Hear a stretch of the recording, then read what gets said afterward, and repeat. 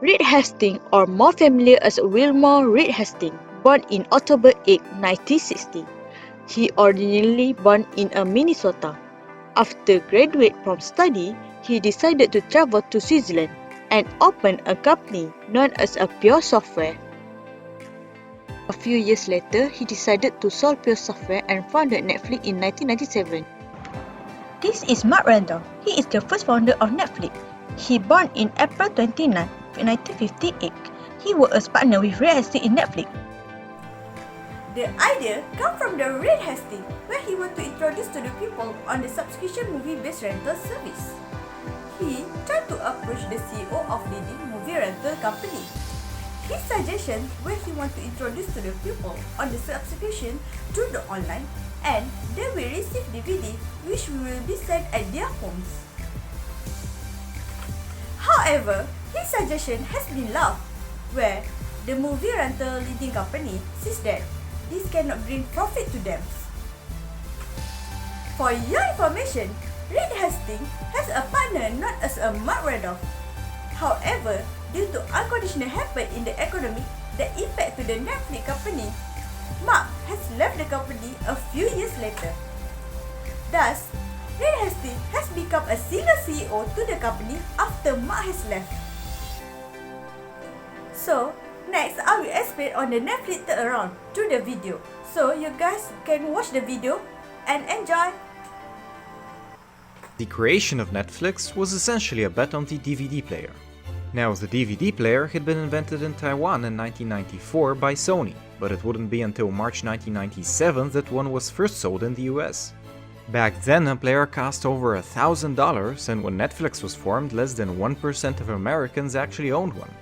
In a move that seemed insane at the time, Hastings gambled everything on the potential of DVD technology to replace the bulkier, lower-resolution videotape as the nation's format of choice. In 1997, it was almost impossible for people to rent DVDs because very few places had any. After trying over 200 different mailing packages and testing them out by mailing them to himself, Hastings discovered that he could safely ship a DVD for the small cost of a first-class mail stamp. This way, Netflix could guarantee that most titles would be in stock, and by enclosing a stamped return mailer, they could make the experience of film rental as convenient as possible. Thus, on April 14, 1998, with 30 employees and an assortment of 925 titles, Netflix opened for business. Their first offer was for a 7-day rental at the price of $4 plus a $2 shipping fee. They also introduced something that is now one of Netflix's proudest hallmarks: smart suggestion algorithms. Once a customer had rented enough titles, Netflix could automatically suggest new movies that were likely to interest them. Deals with Toshiba, Hewlett-Packard, and Sony, whereby they offered free rentals to people who bought new DVD players. In July 1999, Netflix secured a $30 million capital injection from Groupe Arnaud, which allowed them to start a subscription-based service called the Marquee Program. For just under $16 per month, customers could rent out as many DVDs as they wanted, as long as they had no more than 4 DVDs at any given time. No late fees, no due dates, it was perfect. By that point, Netflix was already receiving 10,000 DVD orders every day, but their total revenue was sitting at barely $5 million. Netflix still introduced DVD, even though the DVD trend was declared at that time. With the declining of the DVD trends, they started to introduce to their customer on the streaming plans. This allowed the user to easily access movie and TV shows through the online systems. However, in 2011, Netflix had announced to increase in the rental price and split the company into 2 parts. They also have rebranded the DVD service into Quickstars. Due to the split of the company and rebranded issues, they have lost almost a quarter of their customers. This is because they want to earn more profit but forget on the customer satisfactions.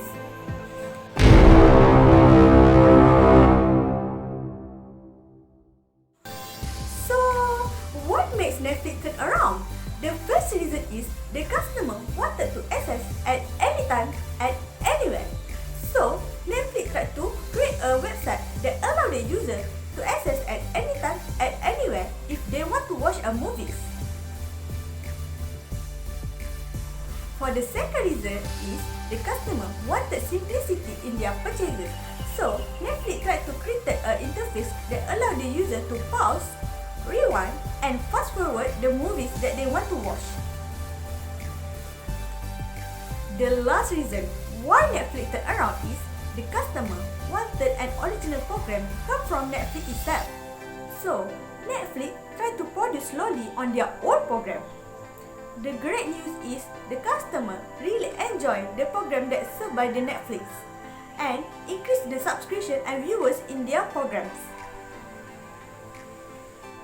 Based on analysis that have been done on the Netflix turnaround, the first that I can see in his business is always grab the opportunity and never give up. This shows by Reed Hastings, where he always tried to find every opportunity, even his business going down. From that, he able to establish Netflix to be known and worldwide. Next is try to listen what customer needs and want. In his fall down in the business, he realized what need he do is to listen on what customer want. From action taken, he succeed to gain high subscribers and viewers. Last but not least is always keep with the trend. This shows where he made decision to change from DVD to streaming channel. This gives him the opportunity to expand his business with the developing of the internet. So, for the conclusion that I get, what have done by Reed Hastings was really brilliant idea. He not afraid to change in order to introduce his product and gain profit. The strategy made by him give inspiration for other business to always grab the opportunity and keep up with the trends. Finally, every action that he take in the past, he tried to improve and learn from the mistake. So, don't afraid to change as sometimes it brings benefit to us.